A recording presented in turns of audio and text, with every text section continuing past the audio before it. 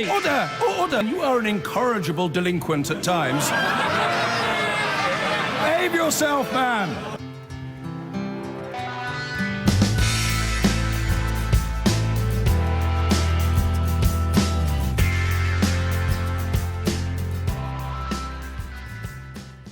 The Church of England has admitted it failed terribly after allegations of historical physical abuse made against a former colleague of the Archbishop of Canterbury, Justin Welby, weren't reported to the police.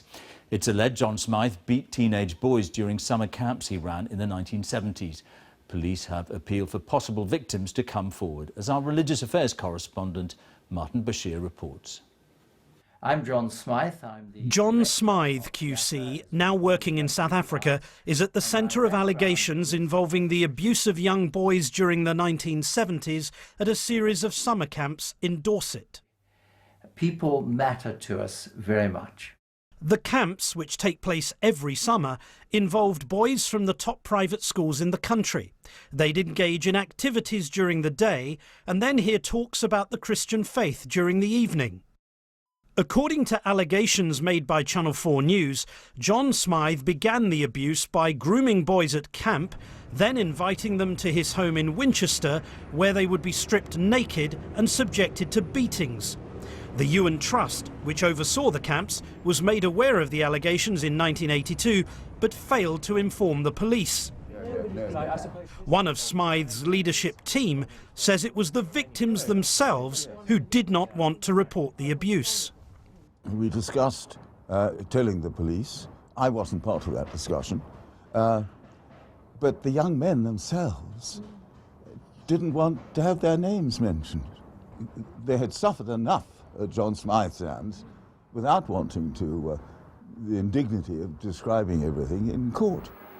At the time, the Church of England had no safeguarding policy in place. The Archbishop of Canterbury, who also worked alongside John Smythe, says he knew nothing of the alleged abuse until 2013. I was 19, 20 years old. I was a junior leader in a camp. These were the senior leaders. I wasn't part of the inner circle.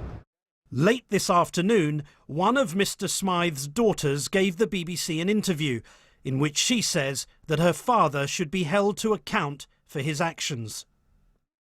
I will always love my father. However, if these allegations are true, I do think he will have to face justice, and that will be painful for everyone involved.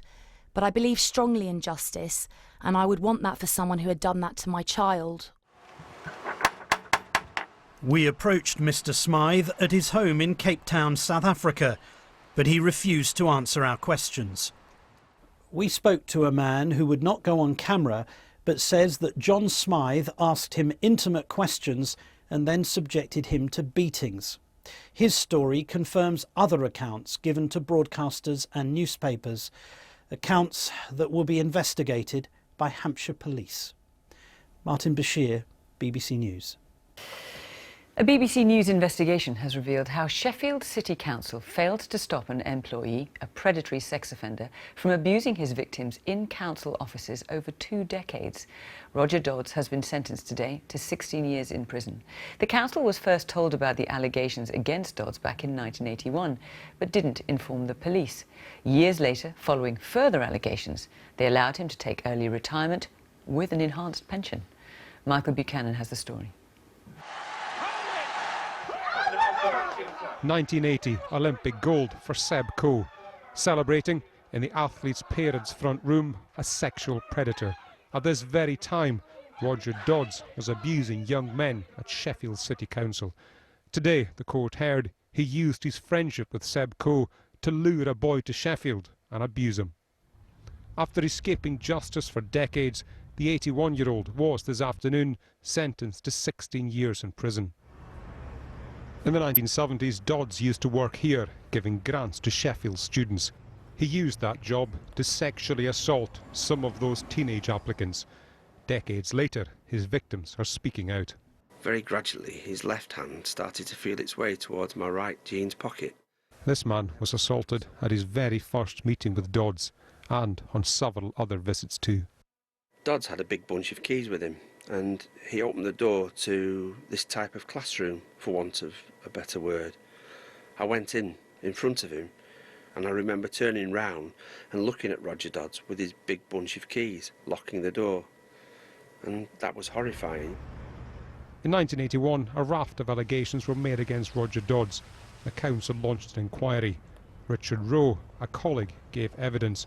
He told officials he'd been repeatedly sexually assaulted by his manager over 18 months. The investigation led to Sheffield City Council simply moving Dodds to another post. This job, whilst based in the department, it regularly took him out to schools. And once I found that out, I was horrified. The new job gave Dodds unregulated and unsupervised access to schools. A decade later, in 1993, Kenny Dale, another council employee, was assaulted by Roger Dodds. Kenny complained. The council acted. Unbelievably, they gave Dodds early retirement with an enhanced pension. The council are so responsible. They allowed it to happen. Everyone knew, everyone in the council knew, but they chose to do nothing about it. In 2008, 3 victims told police about Dodds' abuse. The Crown Prosecution Service chose not to charge him, but Sheffield City Council ordered an internal inquiry. We've learned it concluded the council were complicit in allowing Dodds to abuse. Despite the fact that this happened more than a quarter of a century ago, we have accepted responsibility and do not seek to defend the indefensible. Such a good friend. Such a good friend. Roger Dodds' victims have become friends in adversity, but given the number of young men who passed through Dodds' office, few believe they're the only ones harmed by a sexual predator protected by his employer. Michael Buchanan, BBC News, Sheffield.